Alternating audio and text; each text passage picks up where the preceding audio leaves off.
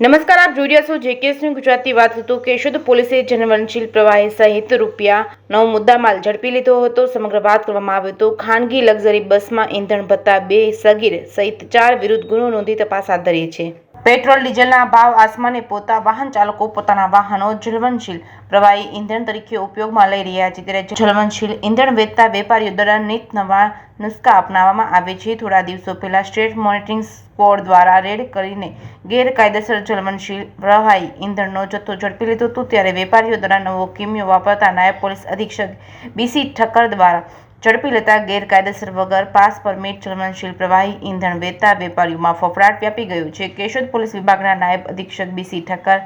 ASI Yogeshbhai Jivabhai Keshwala, Rajeshbhai Dilipbhai Pathak, head constable Dineshbhai Nathabhai Khatariya, police constable લખમણભાઈ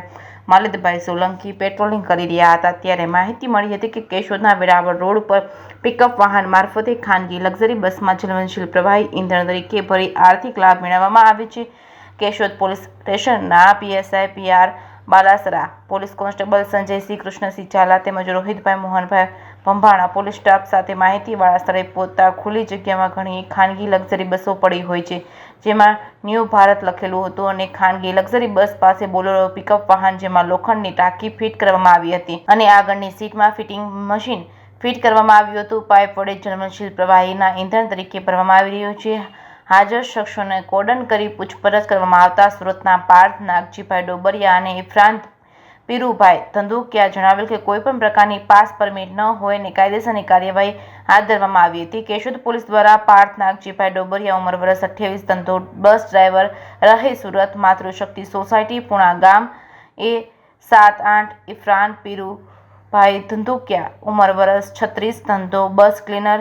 રહે સુરત, આંબોલી સહિત 2 સગીર બાળકો પોતાના આર્થિક ફાયદા સારું પોતાના હવાલાની ન્યૂ ભારત ટ્રાવેલ્સમાં ફ્યુલ કરવા માટે કાયદાના સંઘર્ષમાં આવેલા બાળકો પાસેથી જ્વલનશીલ પ્રવાહી ફ્યુલ કરાવી. જે જ્વલનશીલ પ્રવાહી કાયદાના સંઘર્ષમાં આવેલ બાળકો રજીસ્ટ્રેશન નંબર વગરની મહિન્દ્રા કંપનીની બોલેરો પિકઅપ વાહનમાં પાછળના ઠાઠાના ભાગે લગાવેલ ટેન્કમાં કોઈપણ આધાર પરમિટ વગર કે કોઈ પણ પ્રકારના ફાયર સેફ્ટીના સાધનો રાખ્યા વિના ભરી આવી બસમાં ફ્યુલ કરી સહેલાઈથી આગ લગાવવાની સળગી ઉઠે અને આવા કૃત્યથી જાનહાનિ થવાની પૂરેપૂરી શક્યતા હોય એવું આચરી રેડ દરમિયાન ન્યૂ ભારત ટ્રાવેલ્સના બસ રજીસ્ટ્રેશન નંબર GJ05CW5859 નંબરની મહિન્દ્રા કંપનીની બોલેરો પિકઅપ વાહન રજીસ્ટ્રેશન નંબર વગર